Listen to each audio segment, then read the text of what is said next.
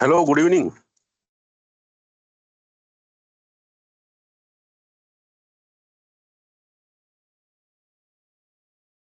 Hello, nobody joined.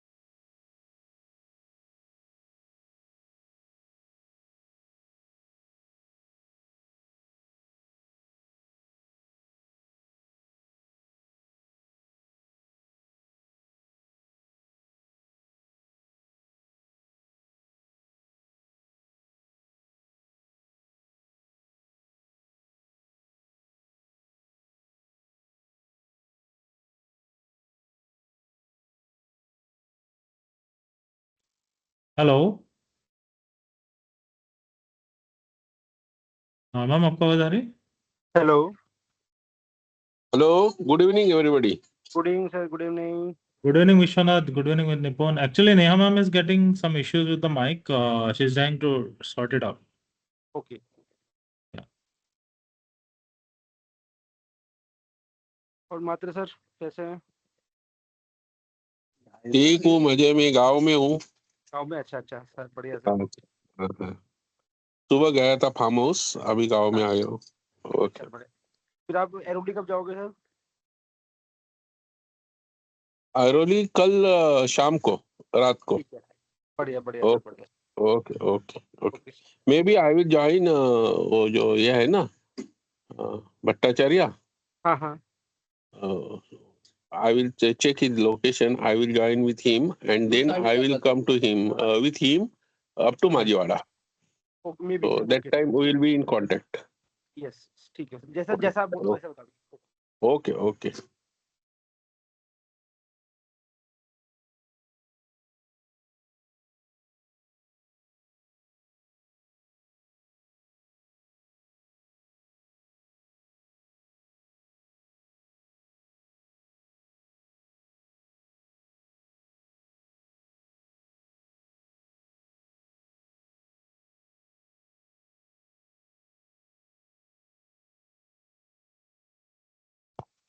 Hello, क्या मेरी आवाज आ रही है? Yes, ma'am. Yes, madam. Now it's You are clear. audible. Okay, thank you. हाँ, शायद कुछ तो मेरे लैपटॉप में टेक्निकल इशू है. That's why I am unable to you know communicate with you through my laptop. That's why I joined through mobile and sharing my screen. Is it visible to you now? Yes ma'am. Yes, it is visible. Okay, thank you, thank you. See, my voice is clear and screen is clear to you? Very good and clear, ma'am. Okay, thank you very much. So we're going to start with this new subject, that is environmental chemistry. Up till now we have seen environmental microbiology as well as some of the ecosystem and what are the importance of ecosystem. In this subject, as we'll see some part of ecosystem quite related to the environmental chemistry. See, where there is a word environment, it always related to the earth and different layers, or you can say spheres of the earth. Okay, so we'll see the chemistry of the environment. Chemistry is a vast subject, but some of the few topic are incorporated in this subject. First, I want to show you the syllabus of the subject. Okay, from that only we'll get the idea related to this subject. So this is environmental chemistry subject, and these are the schemes. Paper would be 1.5 hour, 1.5 घंटे का paper है. Maximum 70 mark का रहेगा. ठीक है, आपको minimum 35 लाने हैं. ठीक है, प्रैक्टिकल से आपको 30 के 30 तो वो हो ही जाएंगे. ओवरऑल पासिंग जो सब्जेक्ट की है वो 50 है. ओके, मतलब 70 आपको जो ऑनलाइन पेपर होगा उसमें से 35 तो लाने ही है. अगर 50 में से 35 चले गए तो कितना, 15. हाँ, 15 मार्क्स आपको प्रैक्टिकल से लाने. ठीक है, तो प्रैक्टिकल में तो ओवरऑल आपको अच्छा ही रहेगा, बट जो 50 मार्क्स का स्कोर है वो अचीव करने के लिए थियरी में आपको 35 marks चाहिए. And moreover, the question paper will be of MCQs only. So there will be the no, what we can say, there will be the no trouble. See, this subject includes 5 modules. Sorry, 6 6 units है इस subject में. जो पहला unit है, that is related to the environmental chemistry, basically it deals with the pollution only. Basically this entire subject is dealing with the environmental pollution chemistry. सिर्फ pollution ही आपको दिखेगा, not the chemistry that we have learned in our 9th 10th 12th standard or whatever MSc BSc person or in chemical engineering or chemistry engineer learn. Okay, we are learning only, we're going to get a knowledge related some part of the what we can say chemistry, right? That will be related to the pollution. Pollution related to air, water, soil and noise. इस तरीके से 6 unit का distribution है. Last unit में noise, soil है, water pollution है, third unit में air pollution दिख रहा है and some of the factor which should be incorporated, what we can say indicators, है ना. पोल्यूशन को मेजर करने के इंडिकेटर्स हम सेकंड चैप्टर में पढ़ेंगे. और फर्स्टली हम लोग कुछ बेसिक पैरामीटर्स है एनवायरमेंटल केमिस्ट्री से वो पढ़ेंगे. मोर ओवर आपकी एग्जामिनेशन परसों से है और ये सब्जेक्ट मुझे with in what I can say with in 2 days में खत्म करना है, आज कल में. तो टोटल तीन हम लोग क्या करेंगे, 3 क्लासेस लेने वाले हैं, आज, कल दोपहर में और शाम में. I'll try to finish entire subject within this 3 lecture, and next semester hopefully we'll get ample of time to discuss each and everything. Okay, and importantly I have shared the question bank related to the environmental chemistry. Okay, तो अगर आपको PPT पढ़ने का time मिल रहा है तो well good, but अगर आप क्वेश्चनर से भी जाते हैं तो मैक्सिमम आपका जो क्वेश्चन पेपर रहेगा वो उसी में से ही आने के चांसेस है. ठीक है, नॉट नेसेसरी, बट फिर भी आप अपना स्टडी करिएगा. बट काफी रिलैक्सेशन तो मिल जाएगा आपको क्वेश्चन पेपर, क्वेश्चन बैंक पढ़ने से. ठीक है, so don't worry about it कि 3 दिन में सिलेबस कैसे खत्म करेंगे या पढ़ेंगे. ठीक है, क्वेश्चन बैंक जो जरूर पढ़िएगा. यस मैम, जो इकोलॉजी वाला क्वेश्चन बैंक है जी. उसमें क्वेश्चन नंबर 190 एंड 33 हम्म. वो दोनों के सेम क्वेश्चन है बट आंसर डिफरेंट दे रखा है दोनों बार. ठीक है, तो आप ऐसा करिए, जैसे क्लास तो नहीं, आप हाँ क्लास खत्म होके मुझे बस टेक्स्ट कर दीजिए. I will definitely reply to that. Okay, ठीक है ma'am. which one is the correct answer. Okay, Yes, if you ma'am. have any query related to environmental chemistry as well as environmental microbiology and ecology, then you can text me. If I'm definitely I'll reply to your text, or if possible I'll call you in person. Okay. Okay, so let's start with the environmental chemistry. See, environmental chemistry. Chemistry is a different part and environment is a different part. Together we're going to learn environmental chemistry. ठीक है, हमारा जो environment का definition already we have discussed in microbiology subject, the previous one, that whatever surrounding us, that comes under the heading of environment. Okay, तो हमारे आसपास जितने हैं वो उसे हम एनवायरमेंट कहेंगे. तो उससे रिलेटेड जो भी केमिस्ट्री है वो अभी हमें पढ़नी है. And basically pollution. Now this environmental chemistry has a different wide application related to chemistry branch, physics, engineering, agriculture, public health, medicine, biology and what not. Now, actual definition of environmental chemistry is a scientific study of chemical and biochemical phenomena that occur in a natural places. That is nothing but a environmental chemistry. Okay, it includes chemical as well as biochemical phenomena. Okay, biochemical mein some parts of microbiology also comes. Okay, so it is every branch of science are interrelated, interconnected. That's why it is not you cannot prescribably discuss the syllabus of one subject. Okay, of the science, क्योंकि वो हर कोई ना कोई किसी ना किसी से related है. तो हमें दोनों तीनों सब्जेक्ट पढ़ना, मतलब एक सिलेबस में 2 या 3 सब्जेक्ट तो आ ही जाते हैं, कुछ ना कुछ तो part we have to study. Okay, so the sources of chemical pollutant we're gonna see some.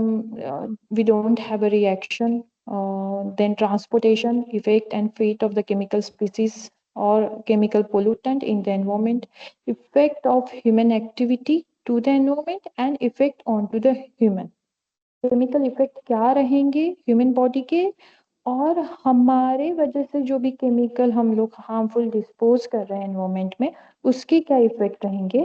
तो ये सब हम इस यूनिट में देखेंगे. Now, where the actually we're going to study the environmental chemistry. Of course, we're going to study environmental chemistry in environmental segment like lithosphere, hydrosphere, biosphere and atmosphere.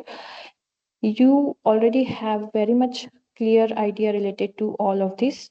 Okay, now coming towards, हम इसी में यही चारों spear में ही environmental chemistry को पढ़ने वाले हैं. That's why I have take this slide from previous subject as well. Now, what is pollution? Pollution is a human introduction of chemicals, particulate matter, or biological material that causes harm or discomfort to the human or other living things as well as non-living thing.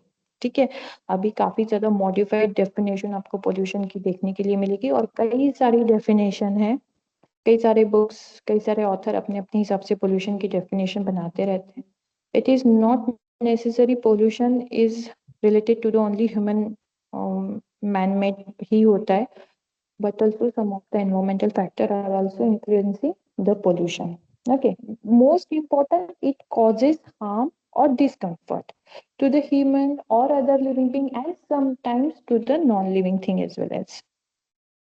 Okay, now there are some examples of the environmental pollution. जैसे ताज महल में acid rain होता है ना, acid rain होता था, अब तो बंद हो गया है ना. तो वो एक एग्जांपल है एयर, वाटर और लैंड पोल्यूशन का, है ना. एयर में सॉक्स नॉक्स आते हैं, वाटर में उसका एसिड बन जाता है, और लैंड मतलब आप ग्राउंड लेवल सॉइल इरोजन तो हो ही रहा है और जो प्रॉपर्टी है उसको भी डैमेज हो रहा है ना. So these are the environmental. Now, what is pollutant? See, pollution is different.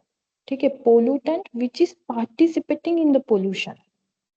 Pollution में जो एक्चुअली पार्टिसिपेट लेते हैं उसको हम पोल्यूटेंट कहेंगे. ठीक है, जैसे कि CO2 एक पोल्यूटेंट हो गया, sulphur dioxide, nitrogen dioxide, dust, pollen grains, ये सारे क्या हो गए, पोल्यूटेंट हुए, एक pollutants.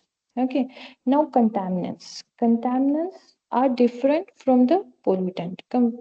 Contaminants may be composed of what we can say many more parameters than the pollutant. A substance that does not occur in nature but introduced in a significant amount into the environment by human action. See, contaminants are anthropogenic, मतलब human activity से हो रहा है, और pollutant जो है वो natural भी है और human activity, mixture of that. Okay, particularly अगर कंटामिनेंट्स की बात करेंगे तो सिर्फ और सिर्फ ह्यूमन एक्टिविटी की वजह से आएगा. जैसे कि कई सारी CFC क्लोरोफ्लोरोकार्बन गैसेस है जो एटमॉस्फेयर में इवॉल्व होती है. जैसे यहाँ पे एग्जांपल दिया गया है मिथिल आइसोसाइनाइड का, जो भोपाल गैस ट्रेजेडी हुई थी, है ना. तो इस तरीके से. Now the receptor. See, we have already seen pollutant, contaminants. Now the receptor obviously which get affected by the pollutant. Any human being or any living or non-living, abiotic factor जो भी है ना, कोई भी रिसेप्टर हो सकता है जो कि हार्मफुल है या फिर डिस्कम्फर्ट है पोल्यूटेंट की वजह से. That is known as the receptor. Now the sink. Okay, sink मतलब जहां पोल्यूशन खत्म हो रहा है वो एक सिंक, कार्बन सिंक आजकल हम सुन रहे हैं ना. एलिमेंट और surrounding that interact and consume a long live pollutant, that is nothing but a sink. Carbon sink जैसे कि हमारा जो पड़ोसी देश है भूटान, है ना, वो एक काफी अच्छा कार्बन सिंक है. ऐसी जो भी पोल्यूटेंट को अपने अंदर क्या करते हैं, कंज्यूम कर लेते हैं, एब्सॉर्ब कर लेते हैं और उसको डिग्रेड करने की कोशिश करते हैं बायोलॉजिकली और chemically. That area will be the sink और that phenomena is known as a sinking phenomena. और ऐसा नहीं है कि वो एरिया में ही होगा, कहीं पर भी हो सकता है, राइट.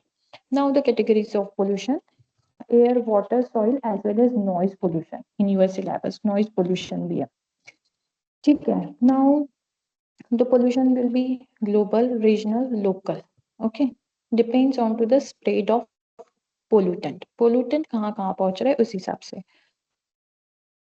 जैसे भोपाल गैस ट्रेजेडी वो रीजनल थी, ठीक है, लोकल लेवल पे हुई है, ठीक है. और जैसे दिल्ली का एटमॉस्फेरिक पोल्यूशन है वो लोकल रीजनल लेवल पे है, ठीक है. ग्लोबली अगर देखो तो ओजोन डिप्लीशन ये या फिर ग्लोबल वार्मिंग, ये जो ये ग्लोबल पोल्यूशन के कुछ एग्जांपल्स हुए, ठीक है. Now moving towards next, I may be skipping slides because I need to finish it, okay, within due period of time. in detail you can read it out, and if for any query you can convey it to me. I'll describe it to you. Now the non-persistent and persistent pollutant. Okay, सबसे पहले persistent देखते हैं, उसके opposite non-persistent होगा. Persistent are the component that are resistant to the environmental degradation through various processes. Okay, that is nothing but a persistent. Persistent वही है जो इनका degradation, जो खत्म होने वाले हैं, और जिनको खत्म करना ऑलमोस्ट क्या कहेंगे ऑलमोस्ट इम्पॉसिबल है, और खत्म करने के लिए बहुत ज्यादा एक्सेसिव अमाउंट, उसको क्या कहेंगे एक्सेसिव अमाउंट ऑफ सब्सटेंसेस लगते हैं जिससे वो कम हो जाए, उन्हें हम कहेंगे non persistent. These are the some what we can say examples of persistent and non persistent. Sorry. हाँ, अब हम आते हैं कोलाइड्स पर. See there are 3 chemical particles are present into the what we can say environment. Environment में सब आ गया आपका soil, water, air. ठीक है, नॉइज में नहीं रहेंगे पर्टिकुलेट मैटर्स, या जो भी पोल्यूटेंट है वो नॉइज में पोल्यूटेंट नहीं रहते, क्योंकि नॉइज अपने आप में एक पोल्यूटेंट है.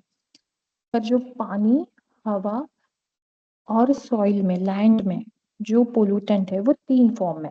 एक तो सस्पेंडेड फॉर्म में, दूसरा कोलाइडल फॉर्म में, और तीसरा डिसॉल्व फॉर्म में.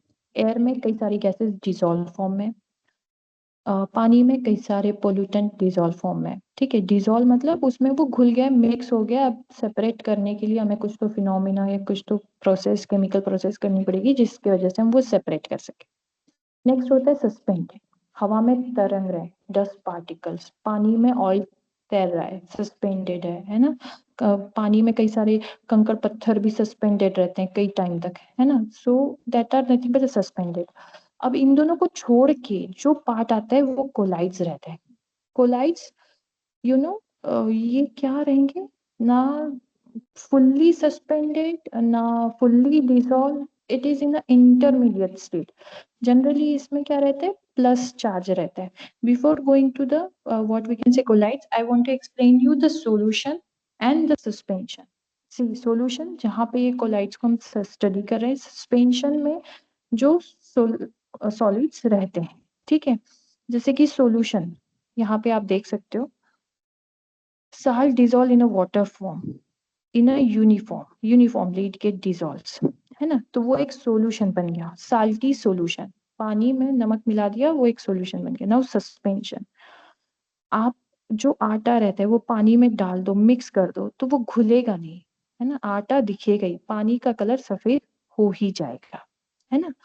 तो इस तरीके से वो क्या हो गया, सस्पेंडेड हो गया पानी में, right. Suspension. Now colloids. Colloids, if what we can say buttermilk का एग्जांपल ले लो. अगर आप चाहो ना तो पानी में से छाछ अलग कर सकते हो. बहुत देर तक छाछ वाला ग्लास वैसे ही रख दो, अपने आप छाछ के पार्टिकल कुछ देर में सेटल डाउन हो जाएंगे. बट उसको जैसे ही स्टर करोगे वो थोड़े से इलेक्ट्रिकली चार्ज हो जाएंगे और वो फिर वापस सस्पेंशन में आ जाएंगे. ना तो वो डिसॉल्व होते हैं और ना ही वो फुल्ली सस्पेंडेड रहते हैं, ना ही फुल्ली डिसॉल्व फॉर्म में रहते हैं. इंटरमीडिएट स्टेज जो रहेगा वो कोलाइड्स रहेंगे. So these are the example of colloids. The term colloid has been derived from the Greek words. Maximum Greek word से ही आए हैं. ठीक है, कोला और इडॉइड्स. नाउ नेचुरल कोलाइड्स अगर आप देखो, फॉग, मिस्ट, स्मोक, ये सब क्या हो गए, कोलाइड्स के फॉर्म हो गए. Generally, colloids may be defined as heterogeneous two-phase system consist of minute particle ranging from 1 to 1000 nanometer diameter, suspended, substances dispersed into continuous phase or dispersion medium. ठीक है, या तो वो डिस्पर्स रहेंगे, डिस्पर्स मतलब इधर उधर फैले हुए, डिस्पर्शन मीडिया में रहेंगे, है ना. तो ये कोलाइड की प्रॉपर्टी होगी कि वो हमेशा डिस्पर्स रहता है. That's why some book and some authors referring colloids as a disperse. Okay, colloid की जगह पे स्लैश करके disperse भी लिखा होता है. Sorry. Now the characteristics Tyndall, Brownian, electrophoresis and coagulation. ठीक है, Tyndall में रहता है scattering of light. आप उस कितना आपके कोलाइड्स जो है, जैसे कि यहाँ आप फिगर में देख सकते हो, यहाँ पे देखो ये जो स्कैटरिंग ऑफ लाइट, कितने आपके पार्टिकल्स कोलाइड्स में है, उतनी ज्यादा आपकी जो भी आप लाइट दोगे उस सॉल्यूशन में वो कम दिखेगी आपको, वो ज्यादा स्कैटर नहीं होगी, वो कम स्कैटर होगी, है ना, क्योंकि वो ऑलरेडी इलेक्ट्रिक चार्ज है। Then Brownian motion is a random motion of collider particle due to collision with a medium molecules. देखिए, एक मोशन होता है यूनिफॉर्म मोशन, कि एक ही डायरेक्शन में पार्टिकल भागे जा रहे हैं, जैसे कि हम स्विच ऑन करते हैं तो इलेक्ट्रॉन पार्टिकल्स एक ही डायरेक्शन में भागते हैं और लाइट के पास आते हैं और बल्ब जल जाता है ना। ब्राउनी कोलाइड्स में कौन सा चार्ज रहेगा, पॉजिटिव रहेगा नेगेटिव रहेगा, भगवान ही जाने, इसलिए उनका मोशन कोई भी आइडेंटिफाई नहीं कर सकते, वो रैंडमली मूव होते रहते हैं सॉल्यूशन में, हम आइडेंटिफाई नहीं कर सकेंगे। So that is nothing but a Brownian motion. Then electrophoresis, that is movement of colloidal particle under electric field. अगर हम इसे, जो ये कोलाइडर पार्टिकल पॉजिटिव है नेगेटिव है, अगर उसे कोई इलेक्ट्रिक फील्ड में रखो, है ना, तो जो भी नेगेटिव पार्टिकल रहेंगे वो एक साइड में चले जाएंगे और पॉजिटिव पार्टिकल एक साइड में चले जाएंगे, ऑब्वियसली अपोजिटली चार्ज साइड में जाएंगे, जो नेगेटिव रहेंगे वो पॉजिटिव के पास, जो पॉजिटिव रहेंगे वो नेगेटिव के पास। So that's how this electrophoresis is going to be. This is a behavior of what we can say collides under the electrical field. Coagulation. Coagulation, अगर आप कोई additives डालो तो ये जो कोलाइड्स है वो एक साथ आएंगे और अपना शेप और साइज बढ़ाएंगे, और generally it start get losing its charges, so it will increase in size and volume as well as. Okay. Now the classification of the solids of the colloids are based onto the dispersion phase or medium, then interaction and particle sizes. तो dispersion phases में देखो तो पहला आता है आपका dispersion medium is liquid, अगर liquid है, गैस है, सॉलिड है। लिक्विड में देखो तो फोम और इमल्शन आता है।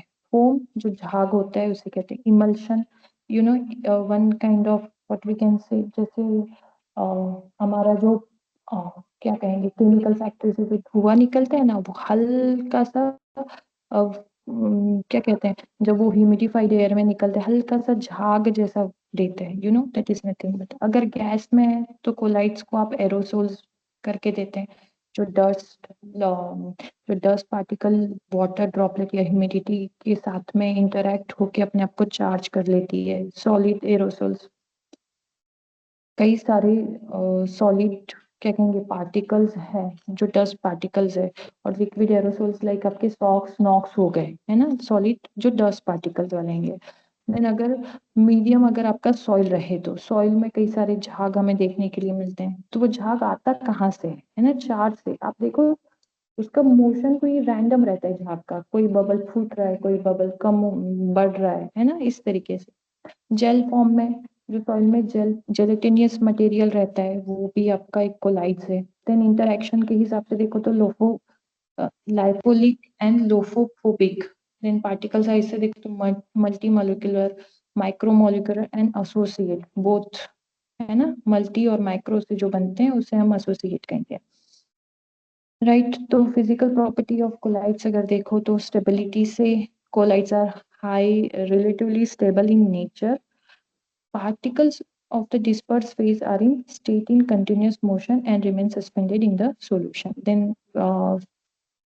filterability देखो तो इससे हम सिर्फ अल्ट्रा फिल्ट्रेशन से या नैनो फिल्ट्रेशन से ही अलग कर सकते हैं, कोई भी मीडियम हो, सॉइल हो, लिक्विड हो, कोई भी हो, otherwise we can not separate it.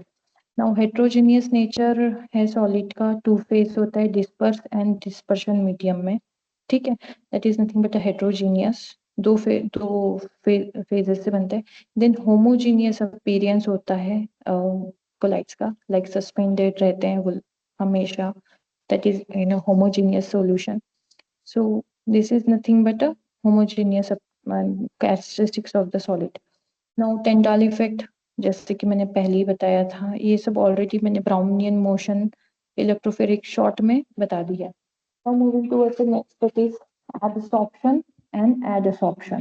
See, absorption is nothing but a, what we can say, dissolution of one phase two the another phase, जैसे कि फिगर 1 में हमें दिख रहा है ना, रेड कलर के पार्टिकल ब्लू कलर के लिक्विड में मिक्स हो गए, है ना, जैसे कि स्पॉन्ज पानी ले लेता है तो वो एब्सॉर्ब कर लिया उसने पानी को। Now adsorption, it is accumulation, है ना, accumulation of phase 1 over the surface of phase 2, सिर्फ सरफेस पे एक्यूमुलेट हो जाएंगे। जैसे हम किसी दीवार पे पेंट कर रहे हैं, पेंट जो है वो दीवार एब्सॉर्ब नहीं करती, अपने सरफेस के ऊपर एक्यूमुलेट कर देती है, उसे हम कहेंगे एडसॉर्प्शन। ठीक है, देखो एग्जांपल है ना, कॉटन, जो कॉटन बल्ब होता है वो पानी को सोख लेता है, वो क्या एब्सॉर्प्शन, वॉल के ऊपर पेंट कर रहे हैं, वो क्या एडसॉर्प्शन। एडसॉर्बेट एंड एडसॉर्बेंट, एडसॉर्बेट जहाँ जो सरफेस के ऊपर एब्सॉर्प्शन हो रहा है उसे हम एडसॉर्बेट कहेंगे, और जो एक्चुअली व्हाट वी कैन से, जो सब्सटेंस उस सरफेस पे जम रहा है उसे हम कहेंगे एडसॉर्बेंट। सेम चीज एब्सॉर्बेंट और एब्सॉर्बेट पे रहती है। ठीक है, अगर इसमें डिफरेंस देखो तो सरफेस फिनोमिनन रहता है एडसॉर्प्शन, ये बल्क फिनोमिनन रहेगा एब्सॉर्प्शन। एडसॉर्प्शन देख रहे थे, एक्सोथर्मिक रिएक्शन है, इस ये जब होगा फिनोमिना एडसॉर्प्शन, इसमें रिएक्शन बाहर निकलेगी। ये जनरली एडसॉर्प्शन लोअर टेम्परेचर पे होता है, rate of reaction steadily increase and reaches equilibrium, एक टाइम ऐसा आएगा कि सैचुरेटेड हो जाएंगे, उसके ऊपर आप कितना भी मारोगे तो वो कुछ एक्यूमुलेशन नहीं होगा। ठीक है, ये बल्कि इसका उल्टा रहेगा, एब्सॉर्प्शन में बल्क फिनोमिनन है, एंडोथर्मिक रिएक्शन है, जो भी हीट निकलेगी केमिकल रिएक्शन से वो अंदर ही रहेगी सरफेस के। देन टेम्परेचर से कोई फर्क नहीं पड़ता है ज्यादा कुछ, रेट ऑफ रिएक्शन यूनिफॉर्म रहेगा, कॉन्सेंट्रेशन जो रहेगा मटेरियल का वो थ्रू आउट सेम ही रहेगा।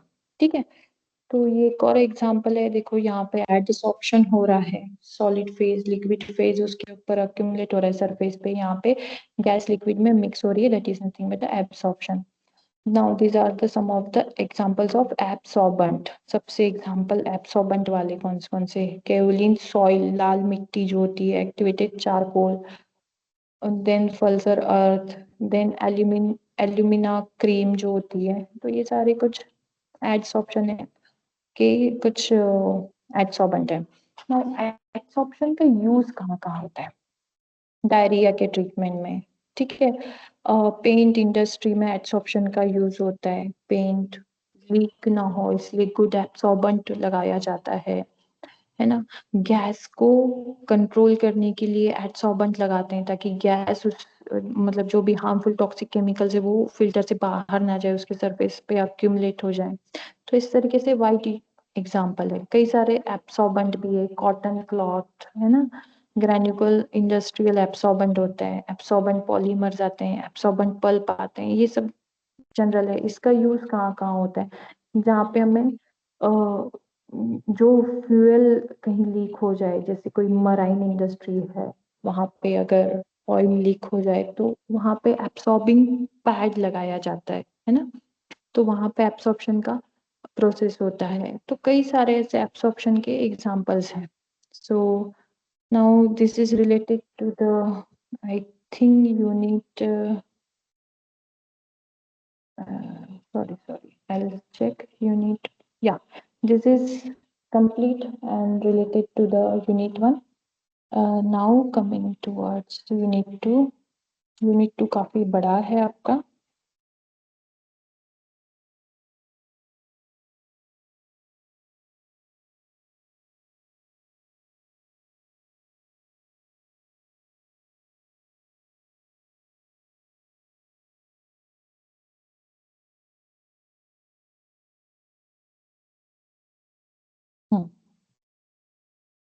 Yeah.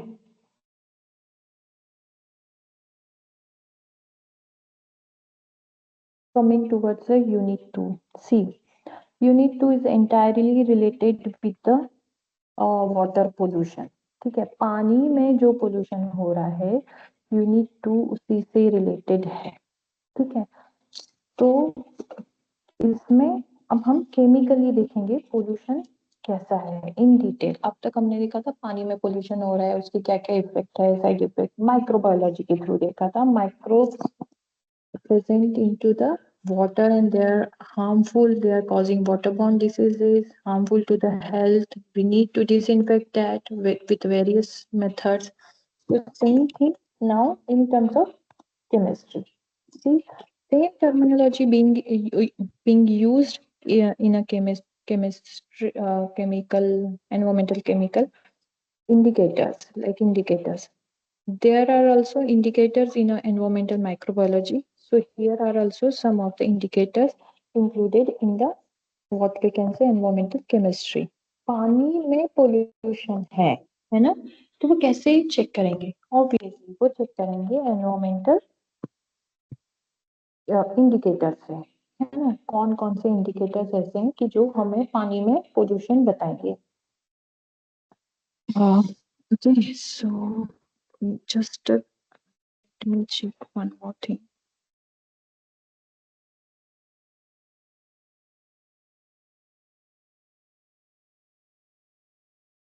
I don't know, somehow जो मैंने पीपीटी बनाई थी वो सेव ही नहीं हुई है। पता नहीं क्या ग्लिच हो गया था जिस वजह से पीपीटी सेव ही नहीं हुई है।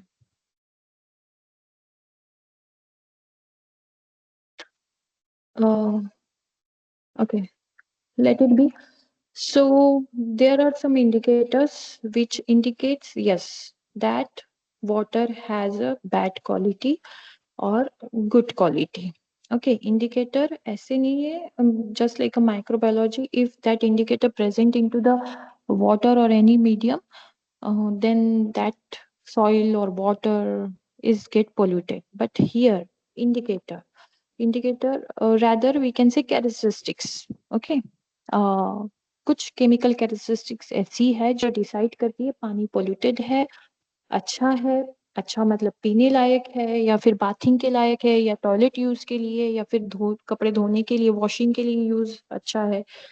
तो ये सब क्या केमिकल कैरेक्टरिस्टिक्स है पानी की जो डिसाइड करती है the quality of water. That's why it is known as a chemical water quality indicator, not the pollutant indicator. Okay. So there are some list of the chemical water quality indicator like dissolved oxygen, पानी में कितना oxygen घुला हुआ है, then pesticide content, salt, phosphate, nitrate, heavy metals, and pH. Phosphate, nitrate are nothing but what we can say nutrients. Moreover, there are some like dissolved solids, total solids, pesticides concentration. There are some concentration are defined as per the WHO. First, we'll see dissolved oxygen. Okay, this is the amount of oxygen which is present in a dissolved form in the water. Okay, and it is measured as per milligram per liter. ठीक है, कितना dissolve oxygen present है पानी में, उस हिसाब से पानी कितना प्योर है वो देखता है। अगर डिसॉल्व ऑक्सीजन 7 के ऊपर है तो you have very good water, still water. और 4 milligram per litre permissible limit रहती है। So there is instrument known as DO meter और डिसॉल्व ऑक्सीजन मीटर। जस्ट ये रॉड को पानी में डिप करना, then we can measure directly display shows the reading. Okay. So next is a pesticide concentration. Pesticides are the chemical substance used to control the pest, including insect, weeds, or fungi. Okay. Somehow it get contaminated, water get contaminated by the pesticides. ठीक है, run of होता है agriculture या फिर leaching होता है या जो भी एक मूड की वजह से पेस्टिसाइड कंटामिनेटेड हो जाते हैं। So for to detect the pesticide, we have gas chromatography. Okay, एक इंस्ट्रूमेंट रहता है गैस क्रोमेटोग्राफ और हाई परफॉर्मेंस लिक्विड क्रोमेटोग्राफी उससे कहते हैं, उसके मदद से हम पेस्टिसाइड का कॉन्सेंट्रेशन निकाल सकते हैं। Now the salt, phosphate and nitrate. Salt, salinity refers to the concentration of dissolved salt, primarily sodium chloride. ठीक है, कितना साल्ट कॉन्सेंट्रेशन है, ठीक है। Then phosphate, concentration of phosphate present into the what we can say in water. Phosphate is nothing but a nutrient we have already seen and which is used for the growth of plant as well as animal. Then nitrates. Nitrates are the compound containing nitrogen and oxygen, okay, which is commonly found in fertilizer and somehow through agriculture, runoff or wastewater discharge or atmospheric dispersion, it get mixed into the what we can say water. So there is an instrument known as the what we can say electricity conductor, okay, जिसकी मदद से हम major कर सकते हैं salt concentration into the water and or we can say total dissolved solid into the what we can say in total dissolved solid into the water. So now the coming towards heavy metals जैसे कि है lead, mercury, cadmium, arsenic and chromium. Okay, so these are the some chemicals which get contaminated into the water due to industrial discharge, mining or pollution from the sewage. कई बार पानी की line sewer से interconnected हो जाती है और sewage discharge होते जाता है पानी में या मिक्सअप होते जाता है, उसकी वजह से भी हेवी मेटल्स देखने के लिए मिलते हैं. आजकल तो हेवी मेटल्स कहाँ नहीं है, कहाँ लीड नहीं है, कहाँ मर्क्यूरी नहीं है ना, कहाँ आर्सेनिक नहीं है, हर जगह everywhere. Just we need to take care of this, जो कि काफी हार्मफुल है, कार्सिनोजेनिक एजेंट है, नर्वस ब्रेकडाउन कर देता है. मर्क्यूरी, आर्सेनिक, आर्सेनिक से तो हेवीली नर्वस ब्रेकडाउन हो जाता है, न्यूरोलॉजिकल डैमेजेस होते हैं. तो moreover we'll see that, but there is an instrument known as the inductively coupled plasma mass spectrometry, okay, और एटॉमिक एब्सॉर्प्शन स्पेक्ट्रोफोटोमीटर AAS भी कहा जाता है, जिसके मदद से हम ये हेवी मेटल्स को डिटेक्ट कर सकते हैं. नाउ pH, जैसे कि मैंने बताया था पहले भी, pH is nothing but we can decide whether the water is acidic और अल्कलाइन इन नेचर और बेसिक इन नेचर. 7 है तो न्यूट्रल है, 7 से नीचे तो एसिडिक है, 7 से ऊपर है तो अल्कलाइन है. pH मीटर आता है जो पानी में डिप करो और simply it will display how much is the pH of the water. Now these are the WHO recommended value and moreover हमारे इंडियन स्टैंडर्ड्स भी है जो कि हमें बताता है कि पानी कितना ये होना चाहिए, क्या कहते हैं इसको, पानी में कितनी शुद्धता होनी चाहिए, और वो आपका शायद यूनिट मैंने अपलोड किया है क्या, ISO हाँ ये रहा, ISO 10500 10-500 2012 में पब्लिश किया गया था बाय द इंडियन गवर्नमेंट, और ये ड्रिंकिंग वाटर का स्पेसिफिकेशन बताता है. यहाँ से आपको सारे स्पेसिफिकेशन मिल जाएंगे, जैसे कि कलर है तो रिक्वायर्ड लिमिट 5 होनी चाहिए लेकिन परमिसिबल 15 है. ओडर एग्रीबल होना चाहिए. pH 6.5 to 8.5 रेंज होनी चाहिए. टर्बिडिटी सिर्फ 1 NTU होना चाहिए, यूनिट भी सामने लिखा है NTU, और 5 तक परमिसिबल है. Same total dissolve solid 500 milligram per litre होने चाहिए रिक्वायर्ड, पर 2000 भी चल जाएंगे. सेम थिंग यहाँ पे एल्यूमिनियम से लेके आपके सारे हेवी मेटल से लेके ऐसी कई सारी चीजें ISIS कोड में दी गई है, ठीक है. और ये मैंने as a unit unit 4th में आपको एज अ नोट्स के फॉर्म में दिया है. Okay, now coming towards the unit 2, अगर आपको डिटेल में ड्रिंकिंग वाटर स्टैंडर्ड पैरामीटर पढ़ना है तो coming towards yes, this one that is nothing but a definition of agricultural leaching, ठीक है. एग्रीकल्चर में कौन कौन सी लीचिंग होती है, ऑब्वियसली एग्रीकल्चर ये मैनमेड एक्टिविटी है, okay. So there we are growing the plant, okay, for the excessive or efficient yield from the crop area, from the agricultural land, we are giving fertilizers, some pesticides or to pest control. You know, there are certain genetical engineering engineered seeds are available in the market which enhance the production. So ये सारी चीजों की वजह से agricultural land से leaching होती है। Leaching आम भाषा में आम भाषा में कहा जाए तो ऊजिंग कहते हैं, आम भाषा में हिंदी में कहा जाए तो पझरना कहते हैं। क्या कहेंगे, जैसे मटके से पानी गिरता है ना बाहर, है ना, मटका आपका कितना भी अच्छा हो फिर भी उसमें से पानी टपकेगा ही टपकेगा, तो वो ऊज हो रहा है, वो लीच हो रहा है वहां से, है ना।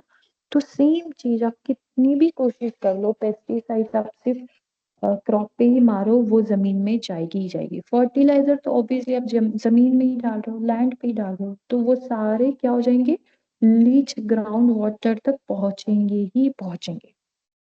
Nutrients leaching from the agricultural land involve downward movements from the dissolved nutrients. Because of earth gravity, all the nutrients are moving in downward direction. Primarily nitrogen and phosphorus, जो यूरिया का component है ना, and these are the best nutrient to get the fast growth of respective plants. Through the soil profile into the groundwater or tile drain caused by excessive fertilizer application, sandy soil, and heavy rainfall or irrigation. See, there are several factors which accelerate the process of lynching. एक तो हम excessive fertiliser का application करें, और जो आपकी soil हो वो सैंडी सॉइल हो जिसकी पोरोसिटी बहुत ज्यादा हो, है ना, और उसी जगह पे हैवी रेनफॉल हो जाए, या तो फिर आप इरिगेशन कर रहे हो, तो ऑब्वियसली लीचिंग बहुत ज्यादा रेट में, एक्सेलरेट रेट में हो जाएगी, है ना। तो दीज आर द फैक्टर्स।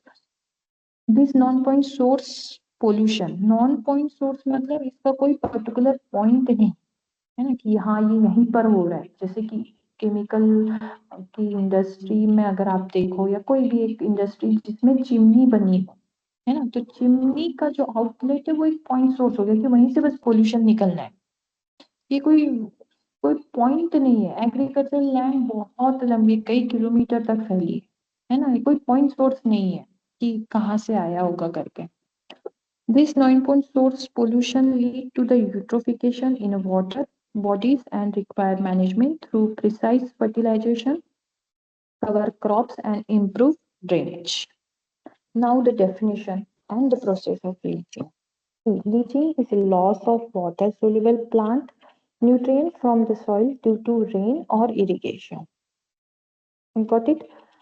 जो भी water-soluble nutrients required to the plant and which is spread through the human and which is going to be drained out, okay, into the soil because of rain or irrigation. That is nothing but the leaching. This process entirely known as the leaching.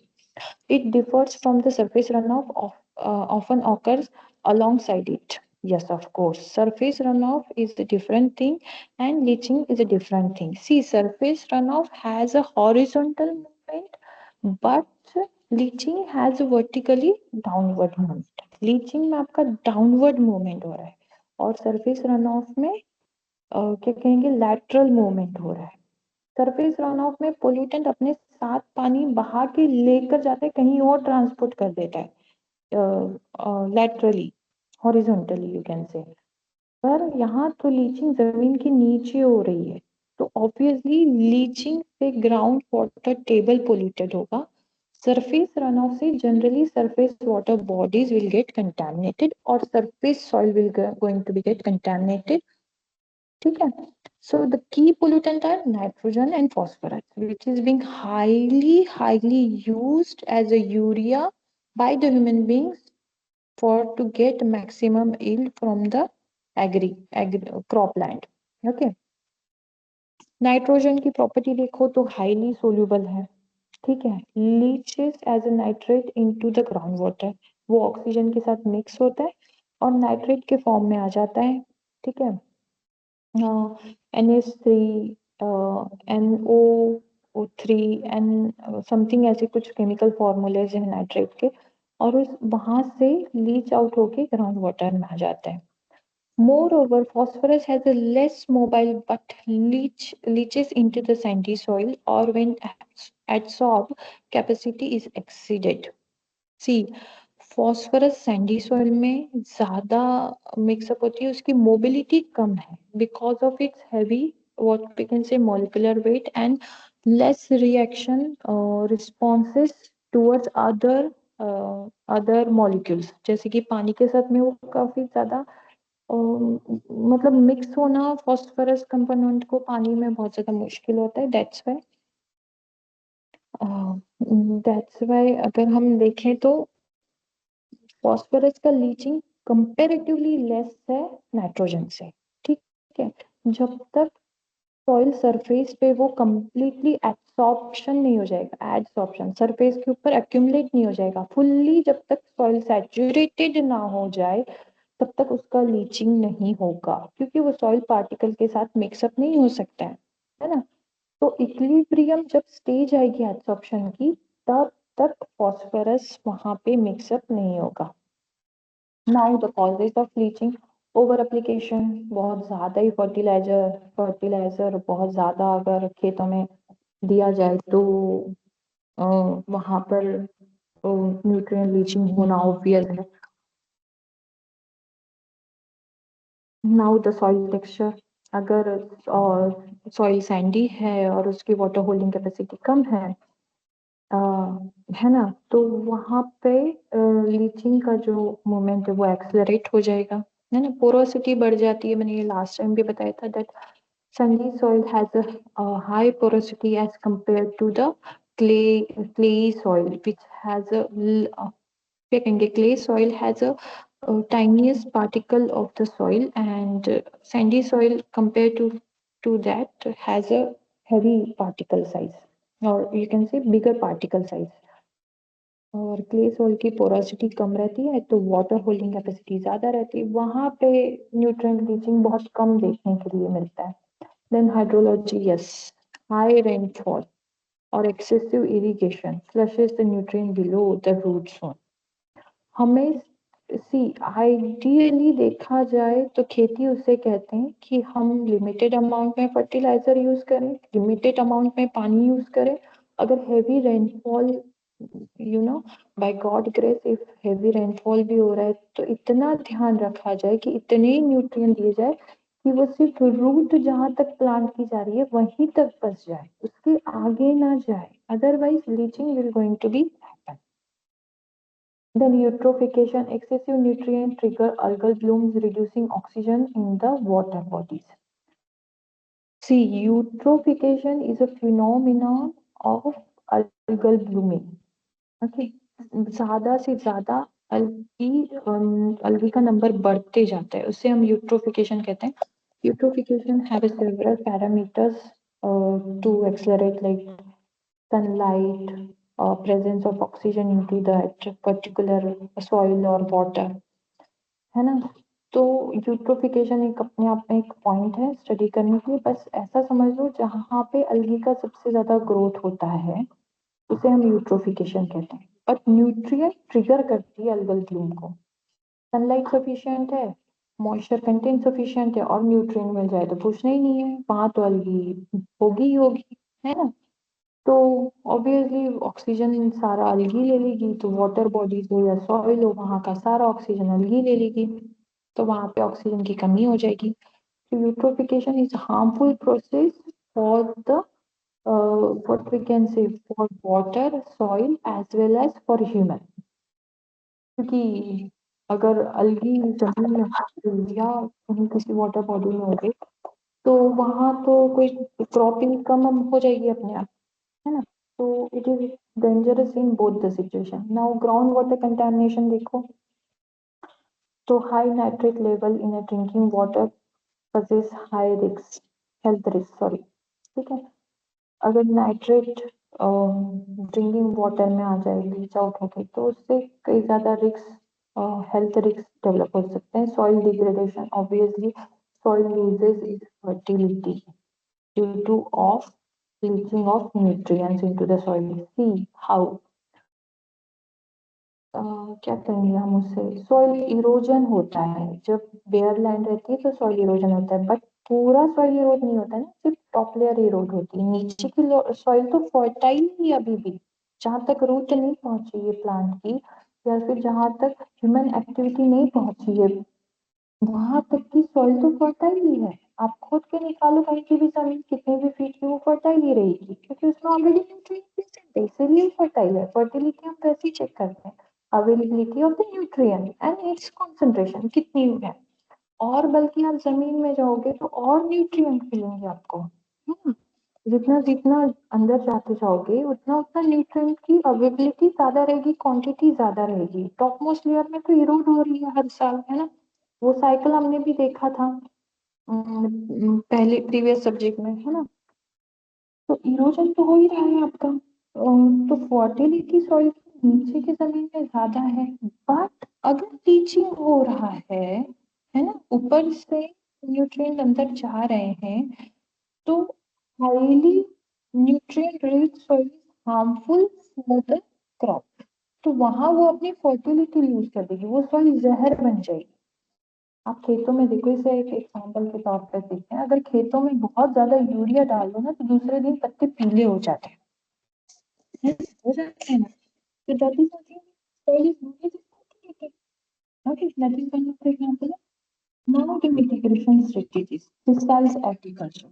Okay, soil की पहले proper testing हो, कितनी already nutrient की property कितनी fertile है, उस हिसाब से फर्टिलाइजर का इस्तेमाल हो, स्टेबल बनाने में कितना क्रॉप ले रहे हैं हम, उसका पहले कैलकुलेशन हो, तो वहां से हम फर्टिलिटी और वहां से हम प्रिसाइज फर्टिलाइजर यूज कर सकते हैं। Now cover up the crops, planting the crops to absorb the excess nutrient during off season.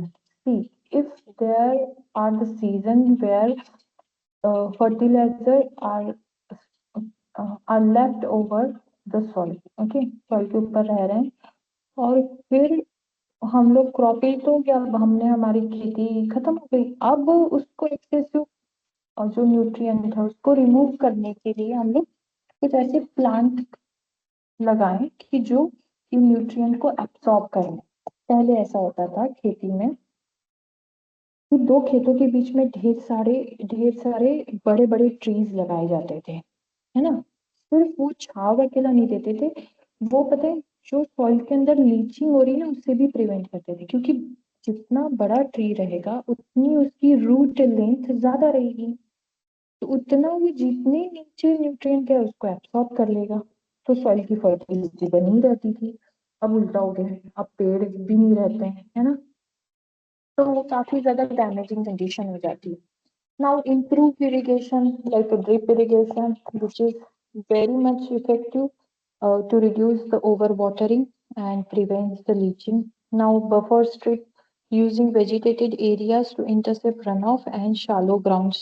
Okay, तो ये सारे कई सारे मिटिगेशन वो क्या कहेंगे mitigation strategies है. Now urban runoff of the pollutant, washing of the impervious surfaces like pollution हो रहा है तो बीच के पास हो रहा है ना, वाटर क्वालिटी इम्पेयरमेंट हो रही है, फिश मर रही है, प्लास्टिक डेब्रिस बढ़ रहा है, physical alteration of the watershed and water bodies like stream का incision, erosion, deposition, habitat destruction, ये सब हो रहे हैं ना।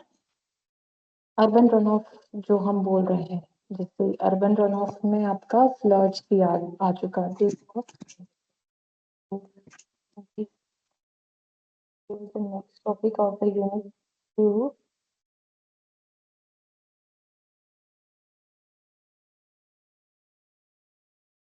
heavy metals contamination on the land by industries.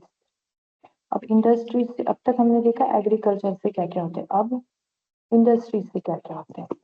C, mining and smelting, these are two industries which has the most role in polluting pollution of the soil as well as air.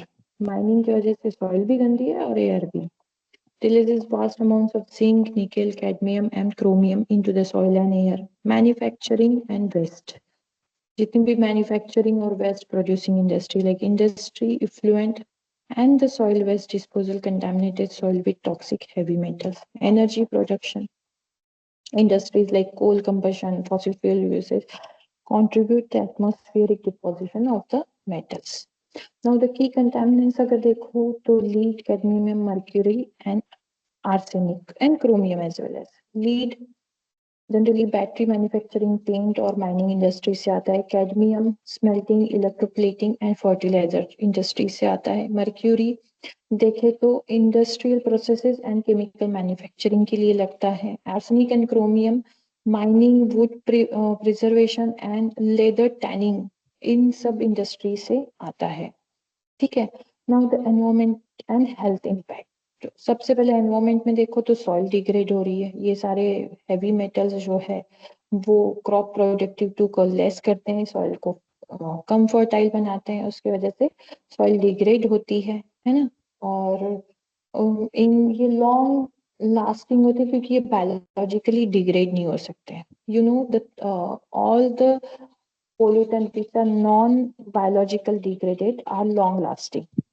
ठीक है now food chain contamination जो भी metals है वो अगर किसी भी तरीके से एक भी फूड चेन के एलिमेंट में आ जाता है तो एंटायर फूड चेन को कोलैप्स कर देता है ना metals are absorbed by the crops if it get disposed into the land then posing several human health risks as well as persistent these pollutants remain into the environment for a long period and causing long term damage and irreversible sometimes some pollutants are SOx, NOx, volatile organic component, carbon, then nitrates. Okay, are the primary pollutant from the industrial combustion, transportation, agriculture activity that causes accident, smog, and fine particulate. These gases contribute to the global warming, respiratory issue, ecosystem damage, requiring strict regulatory abatement to manage their environmental impact. Okay. We'll discuss this SOx, NOx, VOC and NH3 in your air pollution unit, which is the next one only.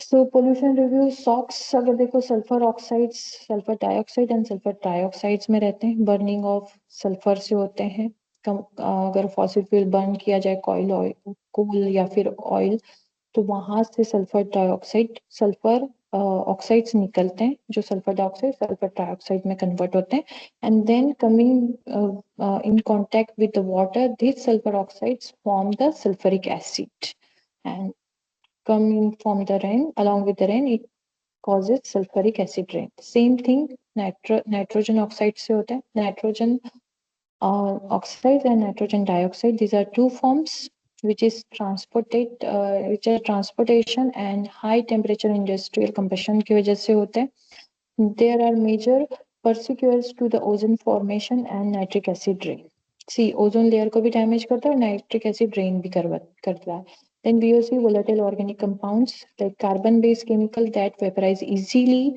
they react with the NOx and to form the ground level ozone and smoke ground level पे ozone और smoke form करते हैं see ozone is highly poisonous gas then NH3 that is nothing but ammonia a significant air pollutant and agriculture byproduct that act as a pursuer to the secondary particulate matter by forming ammonium salt when reacting with the SOx and NOx in the atmosphere. See, this is all about your unit 2. Now हम कल दोपहर में unit 3 और unit 4 cover up करेंगे okay आपका जो unit 3 है वो रिलेटेड है एयर पोल्यूशन से ओके अब तक हमने इंडिकेटर कवर अप कर लिए हैं अब एयर पोल्यूशन और वाटर पोल्यूशन कल दोपहर में खत्म कर देंगे and lastly soil and noise pollution तो वो कल शाम में खत्म कर लेंगे and this is how I'm going to finish your syllabus if you have any difficulty then you can ask me कोई डिफिकल्टी है नहीं मैम नो डिफिकल्टी आज वाला क्लास मैम 7 से लेकर 9 था ना या फिर 7 से 8 था ये 7 से लेकर 9 था मुझे लगा नहीं था मैं इतने जल्दी फिनिश कर पाऊंगी हाँ इसमें हाँ 2 यूनिट टारगेट रखे थे कि आज 2 यूनिट खत्म करने हैं काफी शॉर्ट में मैंने कवर अप कर दिया है ना यस मैम आपने जो व्हाट्सएप पे भेजा है हेलो यूनिट्स का हाँ ये जो आपने जो हेलो मैम आपने जो अभी जी। लिया इसका रिकॉर्डिंग मिलेगा क्या? हाँ हाँ, ऑलरेडी इसका रिकॉर्डिंग चल रहा है, ठीक है। हाँ। और यूट्यूब चैनल पे भी लिंक अवेलेबल रहता है, पर फिर भी अगर कुछ भी होता है तो मैं कदम सर को एक बार बात कर लूंगी और आपको वापस दोबारा से चाहिए तो लिंक शेयर कर दूंगी। Okay okay okay, thank you thank you thank you. Nipun Jain, do you have any question related? नहीं मैम नहीं, आपने चारों यूनिट आपने भेज दिए हमारे को व्हाट्सएप पे, तो वी कैन स्टडी जी, फ्रॉम देयर। और फिर तो फिक्स भी मैं आपको पहुंचा दूंगी जल्द से जल्द, है ना? हाँ और कोई ma'am, noise difficulties? Pollution I guess miss yet to share. हाँ, नॉइज पोल्यूशन बस रहेगा क्या? ठीक है, वो मैं दे दूंगी आपको noise pollution. Anything Sure. Else? नहीं ma'am, let's hope we do our best for the exam. Okay, हाँ डेफिनेटली मंडे कौन सा पेपर है? Environment, ecology Ecology. And first one. First Yeah, one, first one. All the best for that, okay, and don't worry, paper easy आएगा, है ना? Okay ma'am. Okay, so Thank you. Yes. yes, okay, for right now I'm resting the class, okay? We'll meet tomorrow at 1 PM I guess, है ना? 1 से 3 लिखा है, okay? We'll meet tomorrow. Bye bye. चलो, Bye-bye, thank you. ma'am. Good night. Thank you.